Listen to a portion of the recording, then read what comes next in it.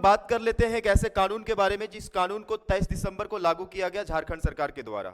जी, झारखंड के जितने भी आदिवासी क्षेत्र हैं उन क्षेत्रों में रहने वाले लोगों के लिए एक बहुत बड़ा वरदान साबित होने वाला है ये कानून, जिस कानून का नाम है पेशा कानून।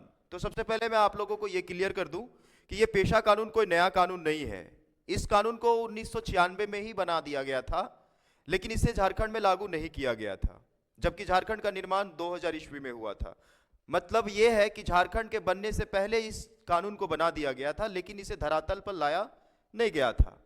आम लोगों का एक बहुत बड़ी सवाल है कि ये पेशा कानून क्या है, इससे हमारे गांव के लोगों को क्या फायदा होगा, क्या सच में गांव की सरकार चलेगी, क्या सच में गांवों का स्ट्रक्चर बदलेगा। तो चलिए मैं आप सबको बता देता हूं कि ये पेशा कानून क्या है।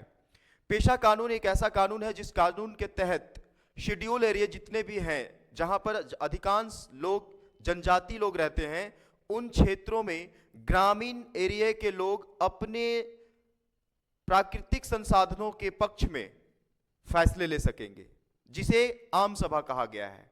मतलब पहले क्या होता था कि गांव के लोग कानून केवल और केवल सुनते थे। कानूनों को जो बनाया जाता था वो शहरों को मद्देनजर रखते हुए बनाया जाता था और गांव के हित में कुछ भी नहीं होता था। गांव के लोग किसी कानून को बना नहीं पाते थे, बनाए गए कानून को पढ़ते थे, बनाए गए कानून को सुनते थे। लेकिन अब ऐसा नहीं होगा। अब क्या होगा वो जान लेते हैं। अब शेड्यूल एरिया के जितने भी खनिज हैं, जंगल हैं, इन सभी चीजों पर फैसले लेने के पूरे पूरे अधिकार जो हैं वो आम सभा को होगी। अब एक सवाल और भी आता है कि ये आम सभा क्या है। आम सभा कुछ नहीं है, गांव के ही कुछ लोग जो हैं इस सभा में उपस्थित होंगे और कोई भी सरकारी आदमी हो या सरकार कानून लाता है, अगर उस गांव में उपस्थित खनिजों के बारे में, तो सबसे पहले उस आम सभा से उनको राय लेना होगा। वो आम सभा तय करेगी कि क्या इस खनिज का प्रयोग सरकार कर सकती है या नहीं कर सकती है। सरल भाषा में अगर कहूं तो किसी भी जगह के अगर खुदाई करके वहां से कोयला निकालना हो या किसी जगह से बालू ले जाना हो, तो इन सब विषयों पर सरकार को पहले आम सभा की अनुमति लेनी होगी। जी हाँ, ये बहुत बड़ी फैसला है और इस फैसला से बहुत बदलाव हो सकते हैं।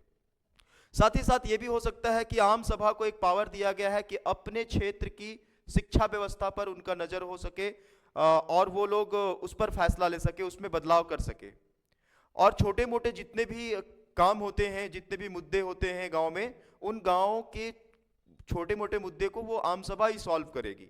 मतलब एक तरह से आम सभा को बहुत बड़ा पावर दिया गया है। जी, तो अब हमारा आम सभा जो होगा वो कहाँ लागू होगा। तो अभी तक जो हमें पता चला है तो इस जिले के झारखंड राज्य के 15 जिलों में ये लागू होने वाला है। जिन जिलों के अधिकांश जो क्षेत्र हैं वो शेड्यूल क्षेत्र में आते हैं, जहां जनजाति की संख्या ज्यादा है। ठीक है, तो ये है शेड्यूल, ये पेशा। ठीक है, अब पेशा जो नाम है वो पेशा का क्या मतलब होता है, तो पंचायती राज एक्सटेंट, पंचायती राज एक्सटेंट शेड्यूल एक्ट इसका पूरा नाम है। पंचायती राज एक्सटेंट शेड्यूल एक्ट इसका पूरा नाम है।